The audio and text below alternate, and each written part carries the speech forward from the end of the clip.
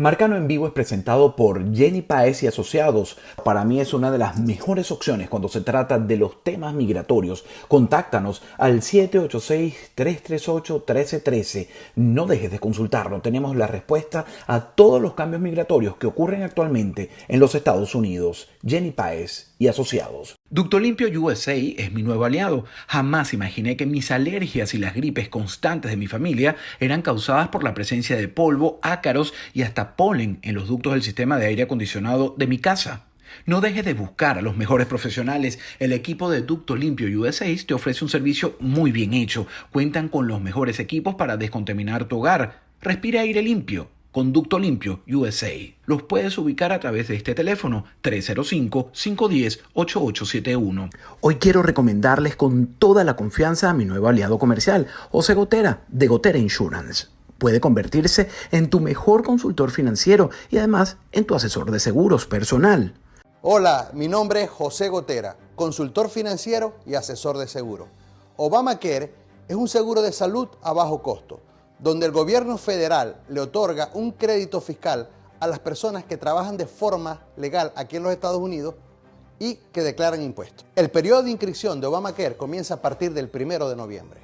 Toda persona que tenga algún estatus legal, que esté haciendo asilo político, TPS, residencia, tiene todo el derecho en obtener un seguro Obamacare. José Gotera lo puedes ubicar directamente por su celular. Aquí está, 407-408-9139. Busca mayores detalles si lo necesitas en su website, goterainsurance.com. Conviértelo en tu mejor aliado. Gotera Insurance. Busca y trabaja siempre con los mejores. Gotera Insurance. Betty y Manuel son mis amigos y los dueños de Natural Press y personalmente supervisan todo el proceso desde que reciben su ropa en Natural Press. No hay cosa que más me guste que recomendar a profesionales apasionados con su oficio y es precisamente lo que usted va a encontrar en Natural Press. Manuel disfruta cada etapa de este negocio en el que ya tiene 32 años ininterrumpidos trabajando. ¿Cuáles son los beneficios de confiar en Natural Press? Primero, que prometemos que tus prendas favoritas e incluso las más delicadas serán tratadas con exclusividad y con mucho amor. Para Natural Press es un gran desafío recibir trajes y vestuarios exigentes, esas piezas únicas que no todos se arriesgan a limpiar. En Natural Press es nuestro mayor reto. Contamos con el privilegio de tener nuestro propio estacionamiento, algo inusual en la céntrica y muy visitada Coral Gables. Estamos en el 2271 Coral Way, en Miami, Florida, 33145. Llámanos con toda confianza al 305-854-1044. Una camisa la lava cualquiera, pero para todo lo demás, Natural Press. Bueno, ahí tienen a Mariam, una periodista súper reconocida en el mundo hispano aquí en los Estados Unidos. Mariam de la Fuente, ¿cómo estás? ¿Cómo estás, querido? Muchísimas gracias por tenerme contigo esta noche. Igualmente, vamos a hablar del código Catleya, pero yo voy a hacer algo que no se debe hacer. Espero que esto no enturbie la entrevista, algo que espero no te disguste de lo que te voy a decir antes de hacerla, porque esto no se suele hacer, pero tú eres una de mis favoritas de favoritas, de mis favoritas. ¡Ay! ¡Qué bello que eres! No, y no te voy a jalar mecate por lo bella que eres. Yo una vez te lo dije en persona. Yo una vez te llevé una caja de Belmont que te mandó Alberto Federico Rabel cuando yo trabajaba en Sí, Globo, señor. Sí, señor. a los estudios de CBS. Pero quiero decirte que esa historia mía en Globovisión fueron 15 años. Ya tengo 15 años en Estados Unidos. Y cuando comenzamos Globovisión, que estaba la señal de CBS, que tú eres una de las principales presentadoras, yo adopté, bueno, primero lo amaba con pasión y locura, la forma como estirabas el brazo. Es decir, en la mesa. Eso nadie te lo ha dicho, ¿verdad? Es decir, No, esta me manera han dicho en de que todo, pero del brazo así como que no. no, porque ese es un estilo muy Marian de la Fuente. Yo lo adopté. Yo generalmente cuando estoy narrando noticias o estoy haciendo algún programa, estiro y me acuerdo siempre de ti, porque amaba, claro, tú eres mujer, eres sensual y yo deliraba por verte narrando las noticias con ese brazo Qué todo bello. estirado. ¿Era un estilo particular o te sentías cómoda así? Sí, señor, me sentía comodísima. ¿Y sabes qué pasa? Que cuando yo llegué aquí la primera vez, existía todavía ese tabú de que todas las mujeres presentadoras tenían que tener el pelo corto, el broche, ser muy protocolarias. Y yo venía de una escuela donde nos habían enseñado que la credibilidad no tenía nada que ver con tu forma de presentar las noticias, más que uno tenía que empezar a hacerse su propio sello. Y yo desde el primer momento defendí ser yo y sentirme súper cómoda delante de la cámara y bueno, mientras no falte al respeto a la persona que nos está viendo, pues yo creo que cualquier licencia es permitida, ¿no? Traspasaste las pantallas y fuiste parte de mi formación periodística, así que eso te lo agradezco enormemente siempre, ¿sabes? Nunca te lo había podido decir, pero se tenía que decir y se dijo. Ya decía yo que tú tan lindo, tú siempre has sido tan bello conmigo, siempre que hemos coincidido, la verdad, y me ha gustado mucho ver también cómo te has ido abriendo camino, no creas que no, yo también te he seguido, cómo te has ido abriendo camino en un mercado que hasta cierto punto era complicado, que era complejo, sobre todo porque en determinados momentos había ciertos estereotipos, sobre todo nacionalidades y acentos que se imponían en los medios de comunicación, y creo que has tenido la oportunidad de ir haciendo una carrera muy linda y ahí te veo triunfando y para arriba. Así es, y la calvicie, aquí que se acostumbra a tener una, Eso sí, no. ¿no? Y es cierto, la voz engolada, pero yo creo que es una bendición, Marian, y yo creo que nosotros estamos bendecidos. Además, a mí esto no me ha detenido porque además estoy muy orgulloso de ella, de mi calvicie, y yo creo que la credibilidad como periodista no te la da el tener pelo, más pelo, ponerte un broche, un traje. De hecho, te voy a decir algo y lo voy a confesar. Después de pasar 15 años en Globovisión, donde estábamos, que te debe haber pasado a ti en las grandes cadenas donde has trabajado, donde tenías que estar bonita, impecable, la ropa sin arrugas, porque te lo exigían y te lo reclamaban la propia directiva del canal. Yo ahora, en Mega TV, soy tan feliz, y en Radio y Televisión Martí soy tan feliz, que a veces repito hasta las camisas, no me importa si están arrugadas o no, porque eso no va a influir para nada en tu delivery de lo que tú le estás contando al público. Fíjate, yo, de hecho, mucha gente me dice, yo repito ropa, porque al final del día, déjame decirte algo, la gente no se fija realmente en todo lo que llevamos, se fija más, sobre todo nosotros que somos presentadores de noticias y que hablamos de actualidad, para mí es mucho más importante el mensaje que la forma. Eso de tener, imagínate, yo un programa diario, en ocasiones he tenido dos, y tengo que llevar una ropa todos los días, me muero. Y eso de los intercambios no me gusta por una razón, porque al final volvemos otra vez al problema de que todo el mundo es igual y todo el mundo va vestido igual y todo el mundo tiene que llevar la misma ropa, y yo creo que no, que al final del día lo importante es que cuando nosotros nos ponemos delante de esa cajita maravillosa, la gente que nos está viendo pueda ver más allá, pueda ver más allá de este verde, pueda ver esto, pueda ver esto. Para mí eso es lo más importante. Así es, pero esta entrevista no es de hablar de mí, sino de ti y sobre todo de tu tercer libro, que estoy fascinado. Ya le dije a Regina que lo quería leer, me lo quiero llevar para un viaje que Aquí el título, te lo voy a llevar mañana. Qué bueno, Código Catleya. Fíjate que ya quiero que me cuente un poco de él, pero estaba leyendo un poco de ti, de tu trabajo, ¿sabes? El trabajo que uno hace de preproducción del espacio, y me fascinó saber que tuviste 3 años hasta que esta mujer desaparece como testigo protegido, que en Estados Unidos funciona muchísimo. Yo sé que a nosotros en este canal me ven en diferentes partes del mundo, pero aquí desaparece. Ni siquiera Marianne, que tuvo tanto contacto y tanta cercanía. Y esta persona, cuéntanos, ¿quién es ella? ¿Quién es Catleya? Mira, Catleya, me preguntan por qué Catleya. Catleya es una orquídea colombiana que nace en invierno y se muere en verano. Cuando el FBI intercepta a esta mujer, que ahora te voy a contar muy rapidito cómo fue, decide ponerle nombre en clave Catleya porque era colombiana. La razón de esta mujer es una mujer como muchas jóvenes que se acercan a esos círculos de poder que vienen concursos de belleza, de reinas, etcétera, de la televisión, y se acercan a esos narcotraficantes o a esa gente pensando que de repente les va a cambiar su vida de la noche a la mañana, y sí, pero para mal. Esta mujer entró en contacto con Alex Cifuentes, que era el brazo derecho del Chapo Guzmán. Por su poder, por su ambición, se dieron cuenta que podía tener bastante valía dentro del cartel, empezó a escalar posiciones, y en uno de los viajes que ella realiza desde Ecuador a El Dorado, en una parada técnica en Colombia, pues resulta que se le acercan tres señores y le dicen: tienes 3 minutos para decidir qué quieres hacer con tu vida. Puedes seguir tu camino y estate segura que te vamos a detener y vas a pasar muchos años en una prisión federal, o puedes regresar al cartel y quizá a lo mejor sales pero con los pies por delante en una bolsa de plástico, o decides volver con nosotros, venir con nosotros a un hotel que estaba al lado del aeropuerto, te vamos a dar un cierto entrenamiento, tenemos que hacer algunas acomodaciones y regresas mañana como informante. Esta mujer estuvo casi 3 años como informante en el cartel de Sinaloa, dándoles todas las coordenadas al FBI para poder detener al Chapo Guzmán y a la gente de su organización. Cuando esta mujer me localiza, porque es ella, ella te busca a ti. ¿cómo entras tú en contacto con ella? No, ella me localizó a mí. Y claro, me contó una historia que la ficción superaba la realidad.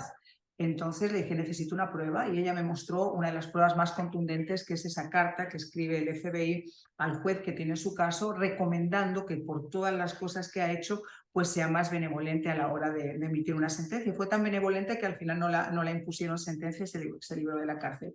Pero lo que voy con eso es que fueron 3 años complejos, porque estábamos en la antesala del juicio del Chapo Guzmán. Y el problema que teníamos con eso es que mucha de la información que ella me había dado, si yo la hacía pública en ese momento, no sabía hasta qué punto podía perjudicar el juicio.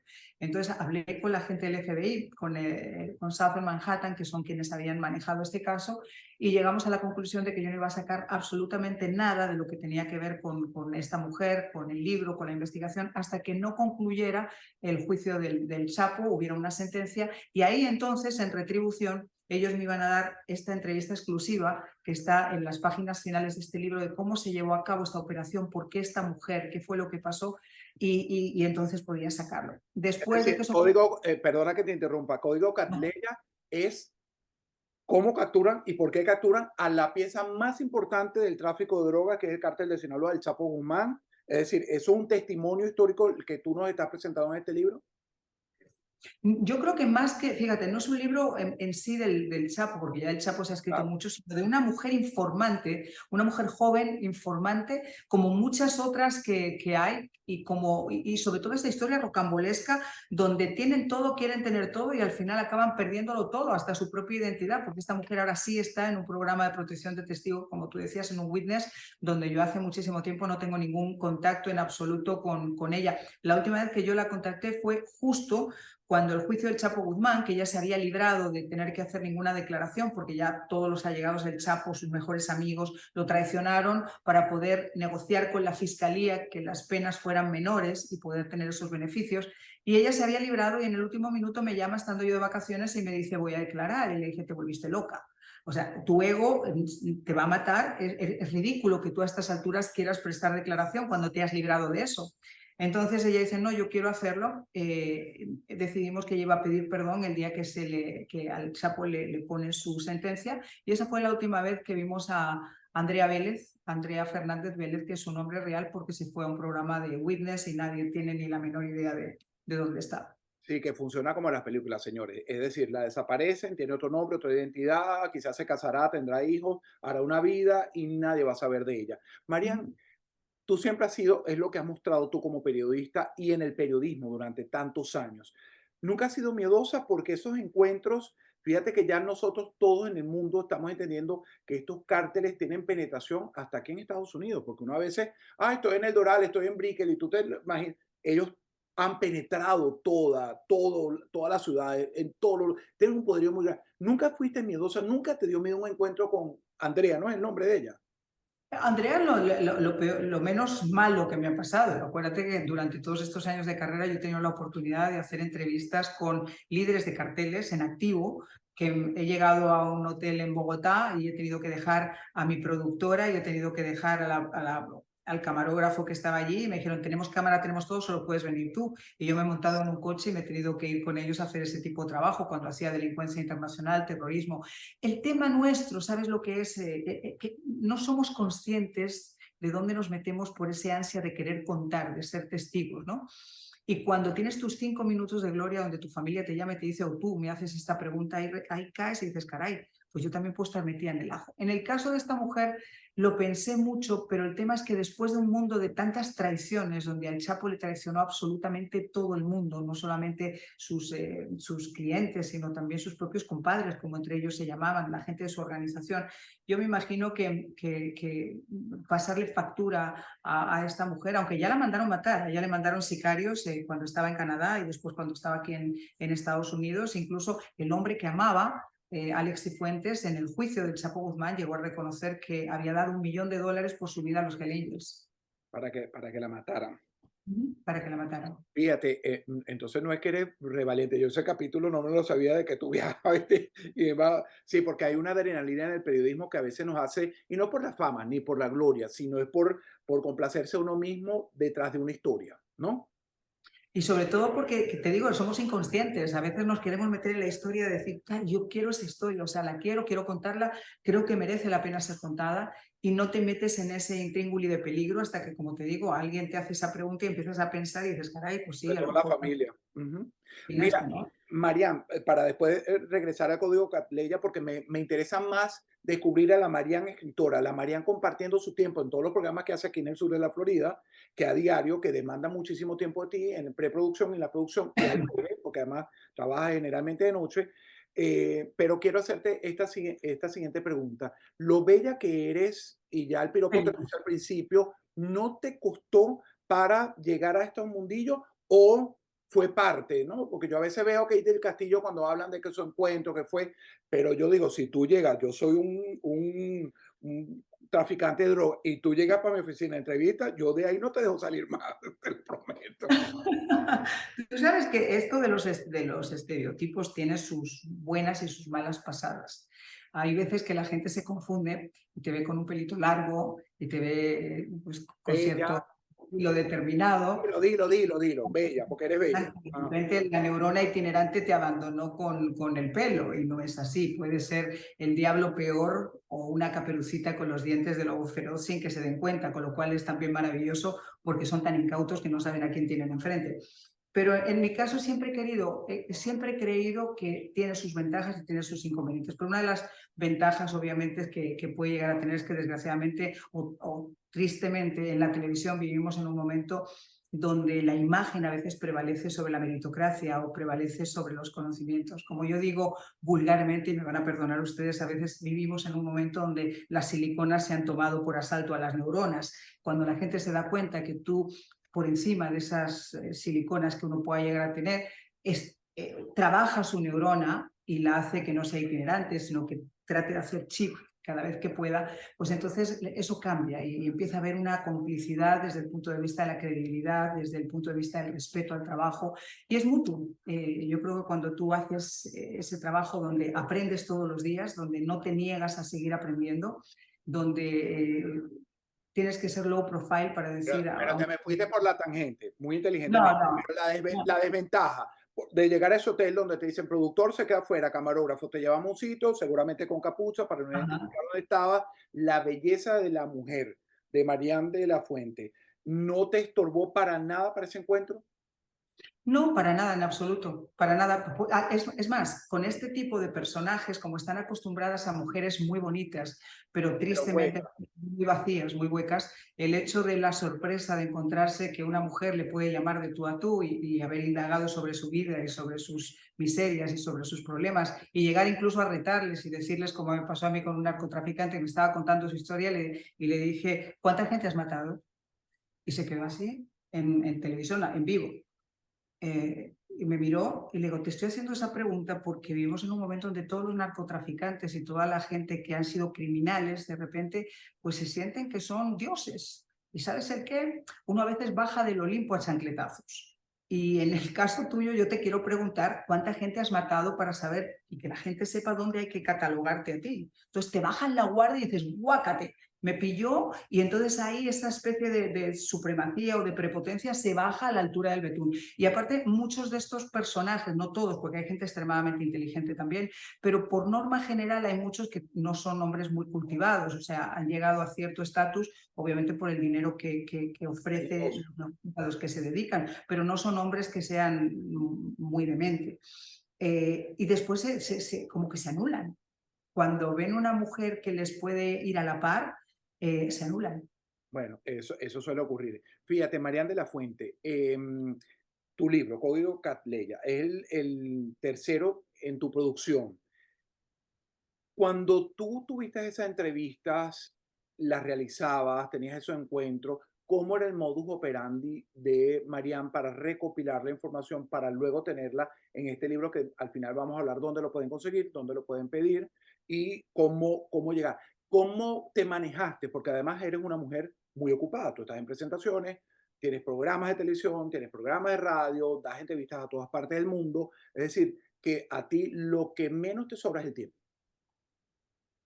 Mira, cuando decidimos hacer este libro eran unas circunstancias muy particulares porque esta mujer no estaba todavía en un programa de Witness, pero tenía protección porque podía ser una de las posibles testigos en ese juicio. Entonces, hasta que la fiscalía decidió quién era la lista y si lo hacía o no lo hacía, ella tenía protección. Y los encuentros que nosotros realizamos eran encuentros que se realizaban prácticamente el día de antes y a veces se cambiaba incluso la locación de esa entrevista. Se realizaron algunos en Miami, de hecho ella viajó la primera vez aquí a Miami, yo escogí un sitio público, Panera del Doral, y no les estoy haciendo ninguna, porque yo Ahí todos hacemos negocio en Panera del Doral.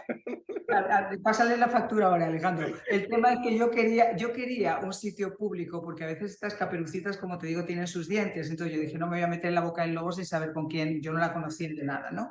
Entonces... Te voy a decir algo, Marian, que es peligrosísimo, porque Panera del Doral tiene su caminería hacia el final y a veces te sientes como...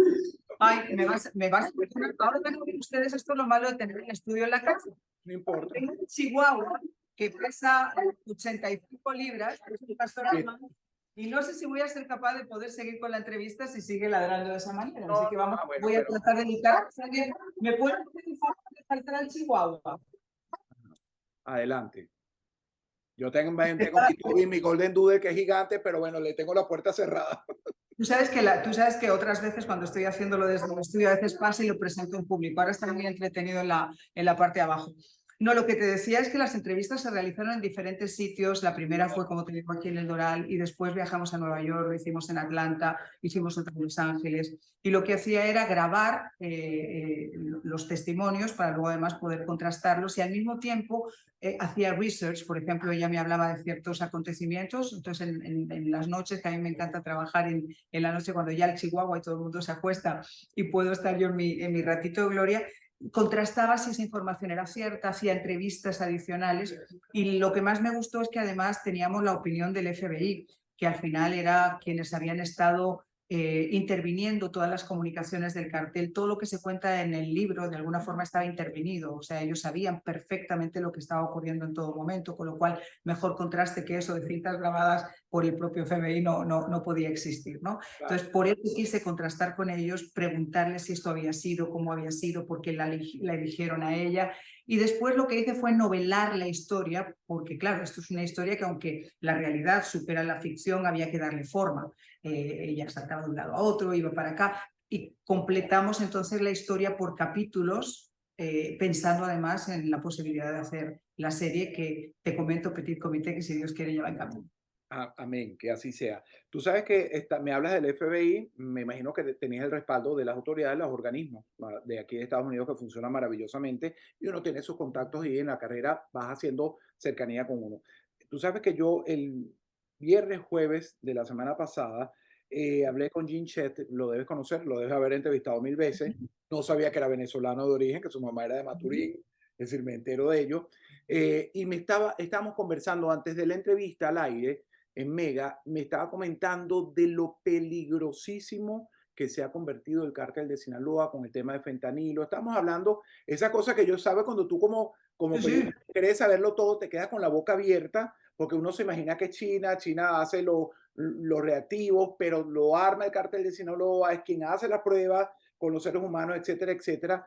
Y yo decía, wow, cuando me dice, vamos a entrevistar a Marian de la Fuente, Código Catleya, y leo de qué se trata, porque no lo sabía, realmente te lo confieso, yo digo, esta mujer la verdad que tiene huevos, porque además estás denunciando, el cártel de Sinaloa está activo, aunque el Chapito esté apresado, tú sabes que eso tiene 1000 cabezas, es decir, que está develando lo que es un monstruo que tiene 1000 cabezas. Y lo más importante es que este libro lo que refleja es una realidad donde todo puede ser susceptible de ser comprado, donde, como yo digo, siempre tenemos a todos esos líderes políticos que a veces se encaran ante los medios de comunicación y señalan a los criminales con el dedo y después en privado, tristemente, les extienden la mano y se arrodillan ante ellos. Entonces, eso es una realidad que no nos podemos olvidar. Cuando estos narcotraficantes, sin querer hacer apología del crimen, ni muchísimo menos, llegan al punto que llegan y son tan poderosos como llegan a ser es porque hay otros que quieren ser más poderosos con ellos, que les dan el poder de hacerlo. Y te doy un solo dato. Del cartel de Sinaloa, del dinero que entra en el cartel de Sinaloa, casi un 40% se va para pagar coimas. Wow. Es decir, que una fortuna, porque producen una fortuna. Estamos entonces, Marian, según tu criterio periodístico personal, con toda la experiencia y todos los datos que has investigado, a los que te has enfrentado, ¿realmente el mundo está dominado por las drogas?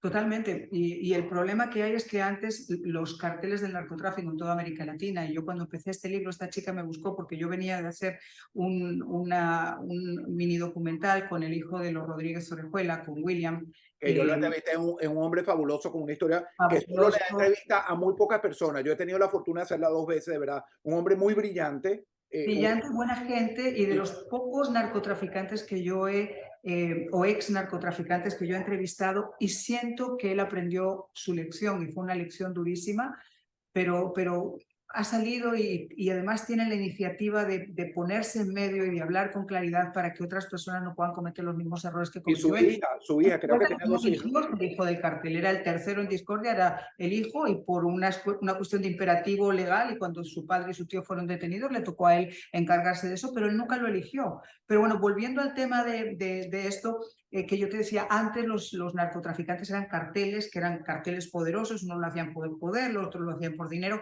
Ahora tenemos un problema añadido, y es que los mayores capos del narcotráfico son presidentes de muchas naciones, como la tuya, como el señor Maduro. Entonces, cuando tú tienes... Mi presidente es Biden.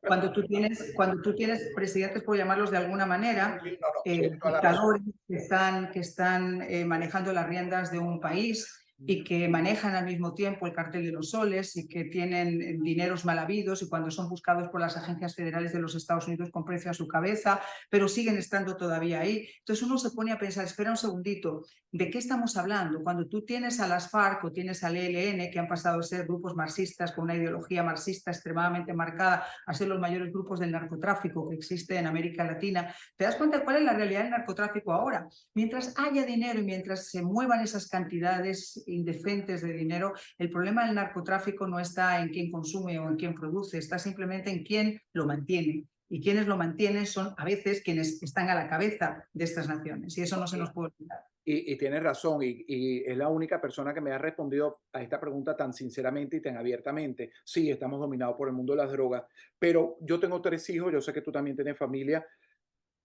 y a veces me pongo a pensar cómo explicarles, cómo hacer, porque a veces tú pierdes el control. Perdón, tú no sabes, acabo de cenar rápido corriendo, por eso estoy, pero bueno, necesitamos hacer esta entrevista. ¿Has pensado, Marian de la Fuente, como rodeado de todo esta caca de un mundo, además, vil, un mundo donde el consumo de las drogas es hasta morir? Decirle a tu gente, mira, no caigas en ese mundo, es preferible tomarte un whisky, viaja, disfruta. ¿Cómo enfrentas eso con tu familia, con, con las generaciones que siguen detrás de Marian de la Fuente? Tú sabes que a mí me da muchísimo miedo. Tú me preguntabas antes si tengo miedo. ¿Sabes a lo que más miedo tengo? A no ser esa mamá gallina que he sido hasta ahora, poder tener a mi pollito, como quien suele decir, a buen recaudo, ¿no?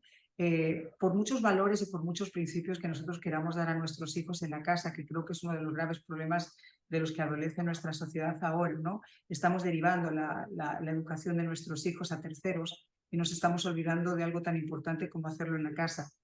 Cuando tú tienes esos valores y esos principios en la casa, pero al mismo tiempo tus hijos, como hemos hecho nosotros, tienen que salir al mundo y tienen que conocer a otras personas, uno no puede dar nada for granted. O sea, yo quiero pensar que esos valores y esos principios van a servirle como base, y creo que hasta ahora lo están haciendo como para mantenerle más o menos seguro. Pero en el mundo en el que nos estamos moviendo ahora, con esas influencias y con esas agendas globalistas tan fuertes que estamos viviendo, nadie sabe a ciencia cierta dónde estamos parados, ni siquiera nosotros. Es lamentable. O sea, en un momento donde en una sociedad los victimarios tienen más derechos que las víctimas, en una sociedad donde se les quiere quitar a los padres la posibilidad de estar al frente de sus hijos, al menos en las decisiones importantes que quieran tener sus hijos, en un momento donde se está adoctrinando a los niños, y esto no es ciencia ficción ni es un chiste, está ocurriendo. a mí eso me preocupa porque uno no puede tener control sobre todo. Y tú estando como estamos nosotros, enfrente de las noticias y viendo esos videos que se dan a los niños en las escuelas, cómo hay escuelas que quieren quitar a los padres los derechos, cómo estamos ante una sociedad donde nos llaman intransigentes, pero la intransigencia se pone al día cuando nos tratan de imponer cosas que honestamente, y voy a entrar en el tema particular de los transgéneros, por ejemplo, yo no tengo ningún problema y soy extremadamente open mind con lo que la gente quiere hacer con su vida, en su casa, en su cama, en su alcoba, conmigo cero problema. Pero una cosa es lo que esa persona pretenda ser y otra cosa es que pretenda que yo lo crea. Entonces, ahí hay una diferencia enorme. Y Coincido 100% contigo, 100%. Y eso que nosotros tenemos en este mundo, estamos rodeados de compañeros, excelentes personas que son trans, lesbianas, lo que sea. Pero ¿por qué imponérnoslos? ¿Por qué no respetarnos? no se puede hablar de ser intransigente o de ser transigente cuando uno no practica o predica con el ejemplo. Así es. Yo creo que si existiera la posibilidad de respetar al otro mucho más de lo que hacemos ahora, en lugar de tratar de imponer y de ganar esos puntos que durante muchísimo tiempo no se ganaron en una sociedad, pero imponerlos de la forma que los están imponiendo, nos iría pero muchísimo mejor. Y cuando fuéramos más valientes y los medios de comunicación, en lugar de limitarnos simplemente a obedecer a nuestras líneas editoriales o a esos grandes lobbies que hay de este tipo de gente que dice es que eres un racista o es que eres un homofóbico o es que eres tal, sabe que yo no soy nada. Yo soy extremadamente respetuosa y cualquier persona que me está viendo puede profesar lo que le dé la gana. Si se quiere casar con una jirafa, bienvenido sea, es su problema. Pero de ahí a que impongan que yo tenga que pensar de la misma manera va un trecho gigantesco y hay que ser valiente y hay que denunciar. Bueno, y hay una cosa, tú no me lo estás preguntando, pero te lo voy a decir, a mí mi gran miedo, gracias a Dios, toco madera, que mis 3 hijos no han caído en el mundo de la droga ni la prostitución, porque además una cosa se los lleva a la otra, porque para eso utilizan a la gente. Pero me da un gran temor con mis nietos. No sé si Sí. voy a ser capaz de tenerlos arropados bajo. Bueno, confío en Dios y se lo entrego a Dios todas las mañanas, rezo por ellos. Pero bueno, volvamos al libro en los minutos que nos quedan. Marian, es una entrevista fabulosa, vuelvo y repito, estoy Estoy fascinado. disfrutando. Eres una mujer brillante, inteligente, has logrado minimizar a narcotraficantes, ex narcotraficantes, así que, y no has usado tu belleza, ¿no? Porque la mujer suele utilizarla, si no has usado tu cerebro y tu coco. Pero fíjate, ¿cómo hace Marian de la Fuente? Ya por lo que me has dicho, veo que eres una mujer noctámbula, debes dormir poco, es decir, porque te gusta trabajar cuando el perrito y tu hijo y la gente en tu casa está dormida, pero ¿cómo escribe? ¿Cuál es la fuente de inspiración de Marian? Ok, esta noche voy a escribir, termino esta entrevista, descanso, me tomo un vino. ¿Cuál es el ritual de Marian o cuál fue, mejor dicho, el ritual en cada uno de tus 3 libros para sentarte y enfrentarte a eso que es tan difícil, elaborar algo para luego mostrárselo a un público para que te lo compren? Yo creo que la gran ventaja que tenemos nosotros a la hora de escribir es que de alguna forma redactamos lo que o contamos lo que tendríamos tiempo de hacer en 20 minutos. Entonces nuestra capacidad de síntesis es mucho más grande. A veces incluso ya tienes los capítulos, con lo cual es mucho más fácil poder estructurar una historia. Y sobre todo porque yo creo mucho en el storytelling, en contar esas historias, ¿no? ¿Y en qué me inspiro en la actualidad? Muchas veces y en esas historias que no han sido contadas, ¿no? O de la forma que no han sido contadas. El gigante de los pies de barro partió, que fue mi libro anterior a este, partió del 11 de septiembre y cómo se vivió en una redacción el momento en el que esas torres son atacadas por el avión y cómo después se caen y cómo empieza la operación Libertad Duradera y cómo ese gigante, como veíamos a los Estados Unidos, que con pies de acero, pues de repente nos damos cuenta que sus pies son también de barro porque le han atacado en el corazón de sus finanzas y en el cerebro de su inteligencia. Entonces me inspiro en todo ese tipo de cosas y trato de contar historias, ¿no? Y al mismo tiempo me gusta de alguna manera darle ese toque personal donde la gente también se siente involucrada. Esta es el primer libro que hago novelado, el resto eran más crónicas. Tanto 15 voces una causa que hice con Vargas Llosa, con Jorge Ramos, con 15 periodistas hablando sobre el público hispano aquí en los Estados Unidos y el movimiento hispano en los Estados Unidos. El segundo fue también más una crónica periodística. Y este no, este es una historia mucho más novelada, donde además yo me meto en la cabecita de esta señora y soy yo, o sea, yo misma me desdoblo en ella y cuento toda la historia, pero es Marian la que le está contando. Qué bueno. Marian, fíjate, cuando, cuando ya tienes tu tercer libro, me has hablado de la posibilidad que ya está en camino, gracias a Dios, de una película. ¿Cuál es tu expectativa de verlo en Netflix? Probablemente, no sé si estoy adivinando, o en una de estas. eh, ¿Qué va a sentir esa Marian de la Fuente después de tantos años de trabajo ver concretado un nuevo proyecto? Porque ya del periodismo televisivo al escrito no hay mucho trecho, pero ya ver en este mundo que se está yendo por las plataformas y estas grandes películas, ¿cómo lo sueña Marian de la Fuente? Mira, fue súper curioso. Fue tan curioso que cuando el libro se estaba haciendo en un NATPI, RCN se aproximó, y te comento porque ellos han tenido los derechos de compra del libro por 2 años, se aproximó y me dijeron, oye, me interesa muchísimo, es una historia muy bonita para poder llevarla a la televisión, en plan serie.